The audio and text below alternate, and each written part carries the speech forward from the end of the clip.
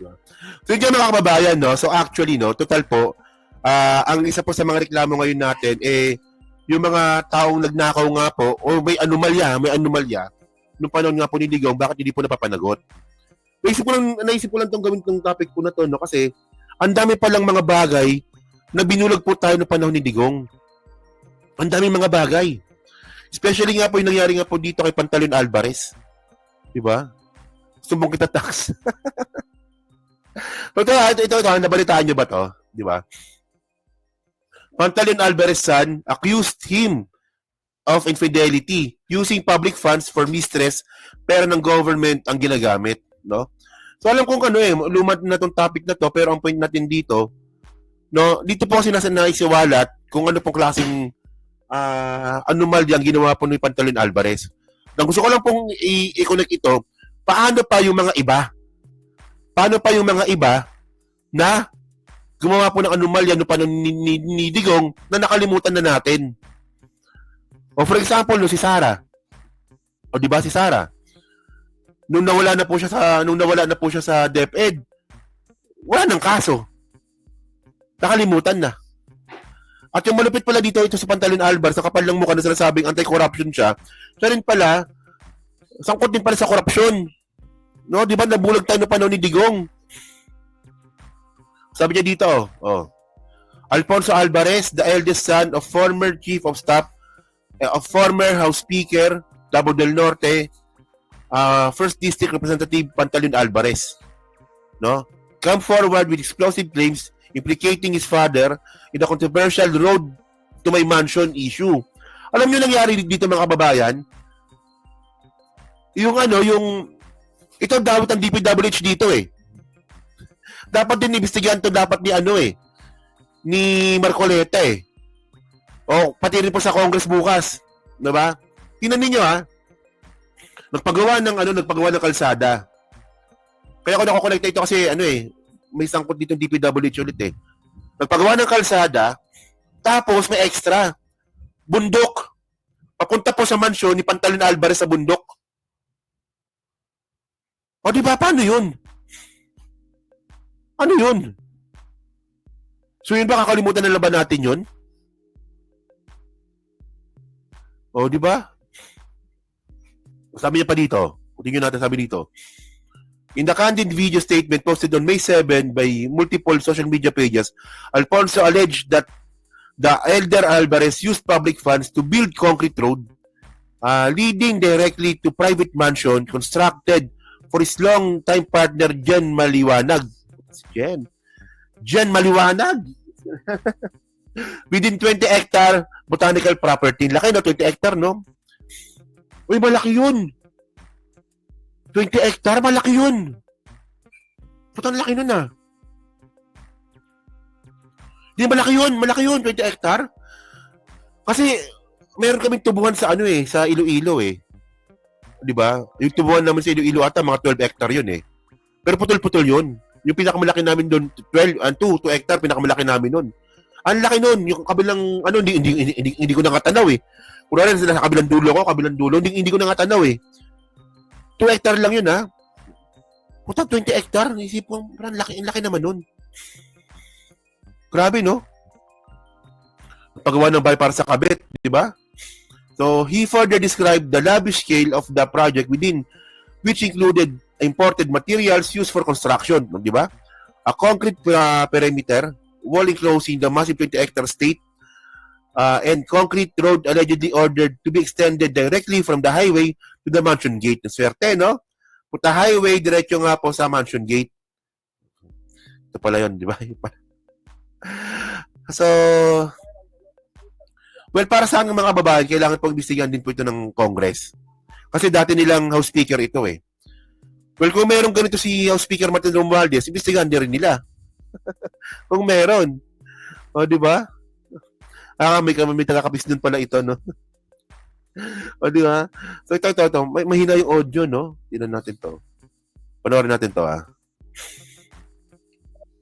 Ang video ng panganay na anak ni dating House Speaker Pantaleon Bebot Alvarez. Dito binulgar ni Alfonso Alvarez. O, di ba? Ang umano'y 20 hektaryang mansyon na ipinagawa raw ng kanyang ama para sa girlfriend nito. Napapaligiran daw ng concrete perimeter wall ang mansyon at sementado raw ang kalsada mula highway papunta roon. Dagdag pa ng nakababatang Alvarez, malamang ay pera daw ng gobyerno ang ginamit dahil sa pagkakaalam niya, wala namang malaking negosyo ang kanyang ama para makapagpatayo ng ganoong kalaking bahay. Pinagawa niya ng mansyon si Jen. Ayun ang shota ni Alvarez. Si Jen Maliwanag. Jen Maliwanag. Maliwanag yung girlfriend niya dito sa Botanical, no? Ang nagpagawa nun si Kong. Naka-acquire siya ng parang 20 hectares na property dito. Tapos doon niya pinatuyo yung mansion ni Jen. Malaki yan eh. It's a 20-hectare property. Buya si SMR malaki yung mayaman na talaga dati pa yan. Laki ng ano niyan ngayon. Yung salin niya. Actually, siya lang nagpakita ng salin, ha? Isa lang siya sa mga nagpakita ng mga salin. Yung iba po, tinatago yung salin. Yung salin po ni SMR, pinakita niya. Malaking pera po. Oo. And yung mansion is sitting on top of a hill. Lahat ng mga class A na magandang kahoy, mga material. Grabe naman to. Grabe naman to. Ang pangit naman ng babae. Ginasasan ng ganyan. Oo nga, no? Diyan Maliwanag, eh, no? Sige. Alam ko nga, sa malaki pa ni Jen noon na yung bintana daw, parang imported pa eh. Galing sa somewhere, sa Thailand ba yun? Kalimutan ko, basta imported. Marami rin daw property ang Actually, nakita ko to si Pantalon Alvarez. Malaking tao pala to. O nakita ko to sa Green Hills eh. Isang beses po kasi. Nakipag-meet po ako dun sa mga organizer ng rally. Nakalimutan ko na kung anong rally pinuntahan ko nun eh. So meron yung organizer ng rally. Andun pala si Pantalon Alvarez. Ang daming bodyguard. Laking tao rin. Mga 5'11 ata to. Tsaka mabagal na kumilos. Oo. Ayun. Wala na, nakwento ko lang. So ngayon, tinan nyo to Okay. And by the way, mga kababayan, ito pang malupit yun. May kaso pa siyang plunder eh, no? Wala rin nangyari dito eh. December 2017. Group revives plunder complaint versus Alvarez over Piatto case. So ito po, nahawakan na po ito dati ni Sereno. Tingnan nyo kung gaano kababoy ito nangyari dito Sige, basahin natin ito. Sabi dito. Yan Page has pledged support for Supreme Court Justice Maria Lourdes Sereno was complicated ties to Alvarez by virtue of Philippine International Air Terminals Company, yung sa Piatco nga, no? Alvarez faced plunder complaint in 2001 over Piatco. Tagal na pala, 2001 pa pala ito, no? Piatco lost an arbitration case to the government. So ngayon, dapat po itutuloy na po itong kaso po na to.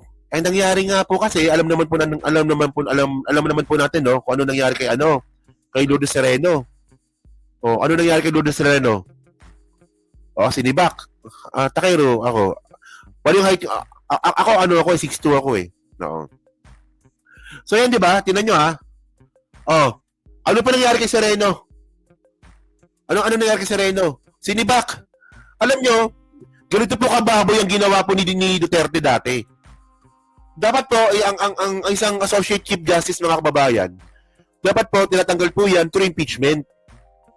Di ba? Through impeachment. Ano nangyari? Hindi po nila dinaan sa impeachment. Yung pagsibak nga po kay Justice Sereno, dinaan po nila sa motu proprio. Di ba? So si Ma'am Hermes, nakita na kami sa niyan eh.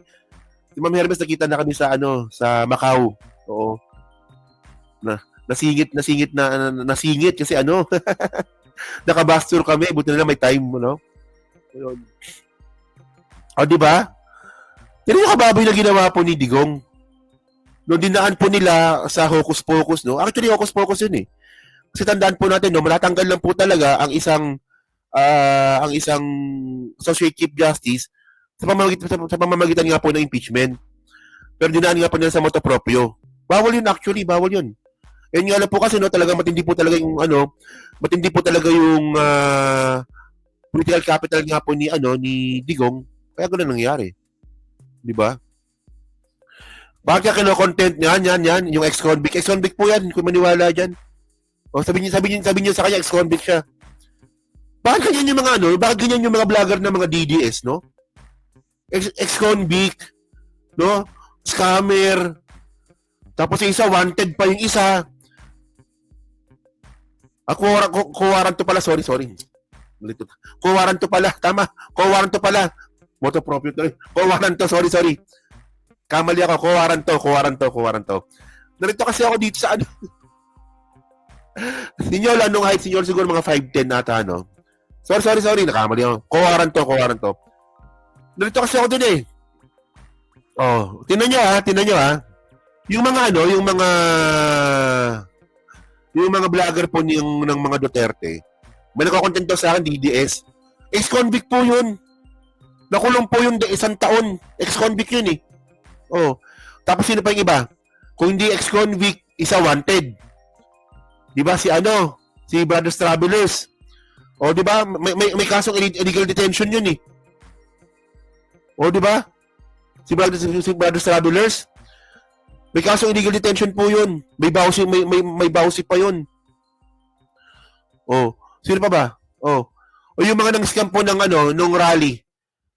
Yung nang-scam ng million nung rally. O bakit ganyan yung mga vlogger ng mga DDS na nagmamalakan nyo sa akin? No, kundi ex-convict, wanted, scammer. Tinan niyo kung anong pinag-awayan nila ngayon, pera. Sa amin ba? May ganyan ba sa amin? O, meron pang isa. O yung isa naman.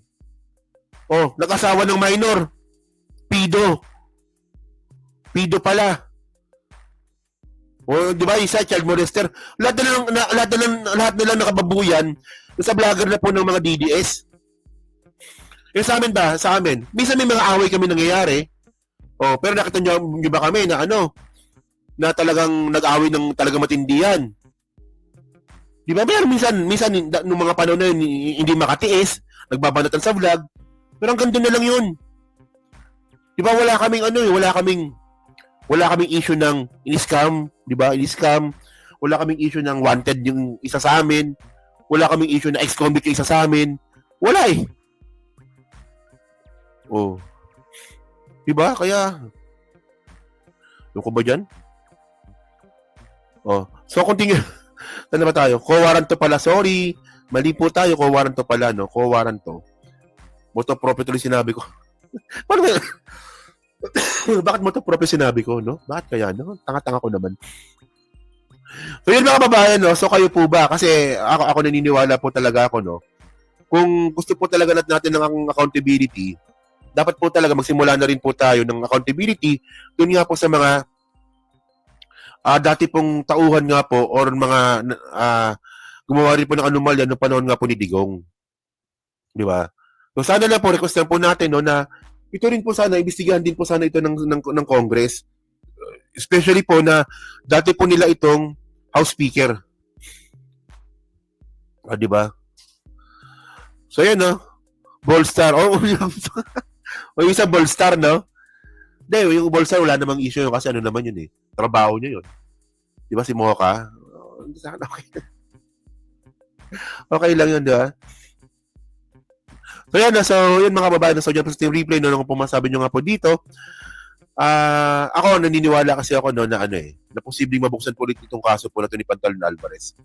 Naniniwala po ako. May merong bumulong sa akin eh. Kaya ako nga kinontent ito eh. May bumulong sa totoo. May takero. Meron silang plano, no? Si Pantalon Alvarez, mukhang bubuksan yung kaso. So, abangan natin. Kung totoo yung bulong sa akin. So, yun so, yun mga babae, so pag-comment lang po sa baba, binabasa ko pong lahat yan. At syempre, yun po sa Team Replay, palike at subscribe. Yung mga kalabisan, pa-share na rin po ng video po na to. So, thank you mga babae, kita na lang ulit tayo bukas. Bukas sa Congress, no? Kung pag nagising po ako ng maaga. Oh. Sinong bumulong, Mel? Sinong bumulong?